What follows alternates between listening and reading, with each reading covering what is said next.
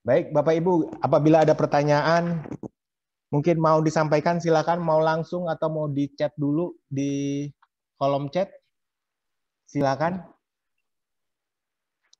Ya, mungkin tadi Iron juga cuma menarik Pak Fatah dari terkait dengan proses approach, di mana Pak Fatah tadi menyebutkan kita harus tahu dulu siapa customer-nya kita. Nah, yang Irwan tahu di klausul ISO khusus 9001 dalam kita mencari inputan dari customer, kita selalu ya salah satu langkah yang kita lakukan adalah memberikan survei kepuasan pelanggan. Apakah dalam arti tersebut di internalnya organisasi yang menerapkan sistem juga harus melakukan hal yang sama, tidak hanya untuk eksternal saja ataupun customer usernya gitu, Pak? Oke, dengan saya nggak pakai itu clear nggak suaranya? Kedengeran Pak, kedengeran. Oke, jadi begini, yang nggak enaknya di sini. Kalau kita, saya nyebutnya adalah mendesain sistem. Ya, ada lagi mendesain manufacturing, mendesain proses. Mendesain proses itu klausulnya jelas, klausul 8.3, ya. Tetapi mendesain sistem dalam bahasa ISO tidak pernah disebutkan.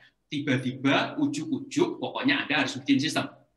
Ya, di klausul 4.4 tidak pernah diomongin siapa sih yang harus mendesain sistem, siapa sih, bagaimana cara memverifikasi, bagaimana cara memvalidasi sistem.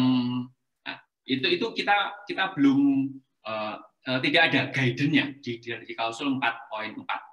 Tapi kalau kita lihat, kalau kita bicara ngomong ke produksi, ke manufacturing atau service, pada saat kita membuat service baru, kita dikenalkan namanya klausul 8.3. Bagaimana cara memplanning, bagaimana cara mengidentifikasi input, bagaimana menetapkan output. Nah, itu dijelaskan. Bagaimana cara verifikasi, bagaimana cara validasi, bagaimana cara approve, di 8.3 itu dijelaskan.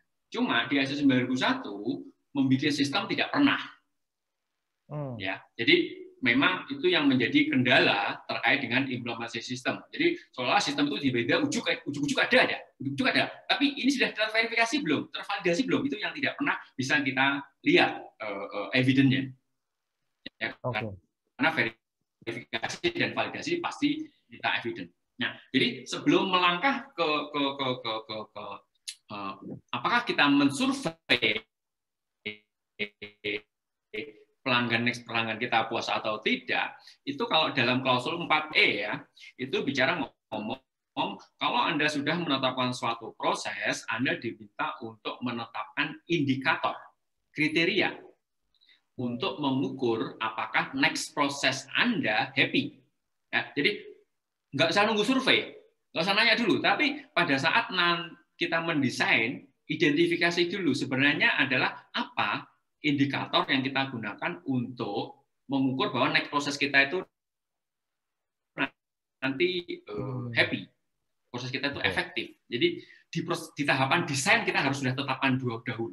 Jadi tidak menunggu setelah kita proses, kemudian setelah itu kita baru nanya. Enggak. Tapi di awal kita sudah tetapkan.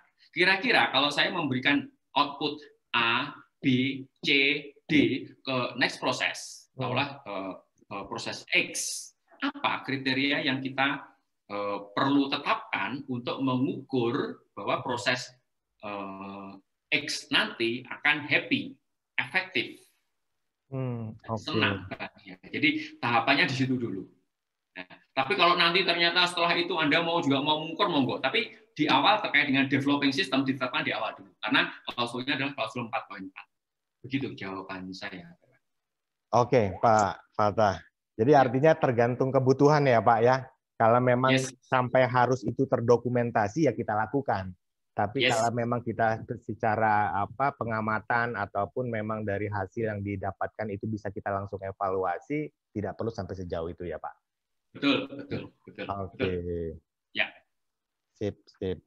Ya karena tadi bicaranya kan Pak Fatah menyampaikan kita harus mengenali dulu siapa customer kita. Tidak hanya melulu artinya customer langsung dari organisasi atau perusahaan kita, tapi dari sisi proses kita juga harus mengidentifikasi. siapa next prosesnya kita. Baik, Pak Fatah, terima kasih. Oke, Bapak Ibu, mungkin tidak perlu di chat, juga bisa langsung di open mute mic-nya, tidak perlu di unmute untuk kita bisa saling berdiskusi atau menanyakan seputar 10 tadi ya, 10 ataupun 6 langkah yang menjadi mungkin yang harus kita perhatikan dalam penerapan sistem. Silakan Bapak Ibu.